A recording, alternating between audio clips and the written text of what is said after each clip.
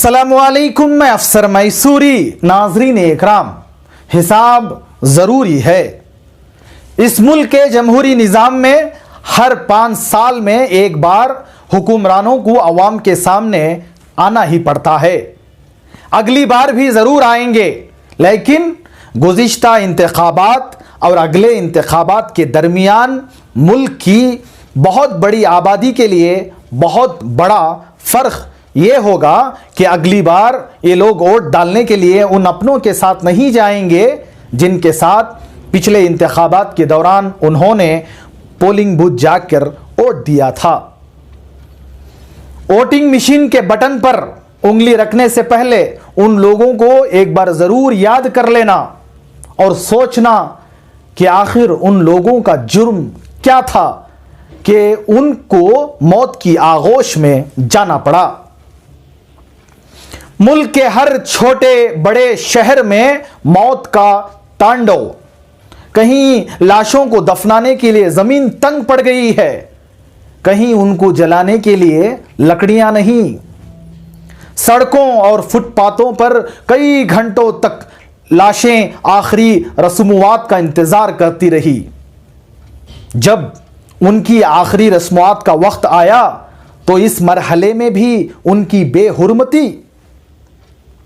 कहीं उन्हें फेंक दिया गया, कहीं नदी में बहा दिया गया, कहीं नदी किनारे लाशों को कुत्ते खा रहे हैं। क्या यही वो अच्छे दिन थे जिनके लिए हम लोगों ने उन हुक्मरानों पर भरोसा करके उन्हें चुना था? उसके अलावा यह भी जरूर याद रखना होगा कि मौत से पहले हमारे अपनों ने कोरोना की जिद में आ जाने के सबब अस्पताल में एक बिस्तर के लिए कितना तरसा है।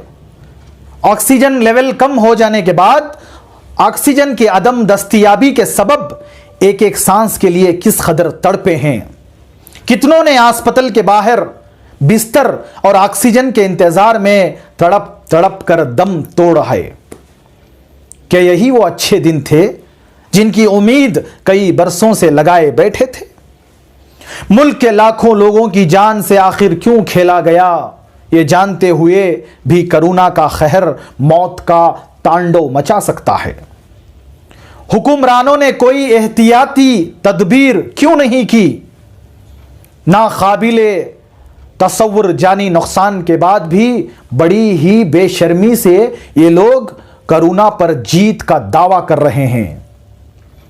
हमारे अपने जिन्होंने कोरोना की जिद में आकर दम तोड़ा, उन लाखों भाइयों वतन में शामिल हैं जिनकी जानिब बेसबब जाया हुई। अपनी नाकामियों पर पर्दा डालने के लिए इस मुल्क के हुक्मरानों ने मौत के आदाद व शुमार पर भी पर्दा डाल दिया। लेकिन हमें एक एक को याद रखना चाहिए कि हमने किस तरह अपनों को खोया है। आखिर इसका जिम्मेदार कौन है? क्या किसी एहतियाती कदम से उन लोगों में से अक्सर की जान बचाई जा सकती थी? अगर मुमकिन था तो क्यों एहतियात नहीं बरती गई? जरा सोचना पड़ेगा। वोटिंग मशीन पर अपनी उंगली के जरिए अपना और अपने मुल्क के 5 साल का मुकद्दर तय करने से पहले यह तय कर लें कि एक एक मौत का हिसाब लेना होगा।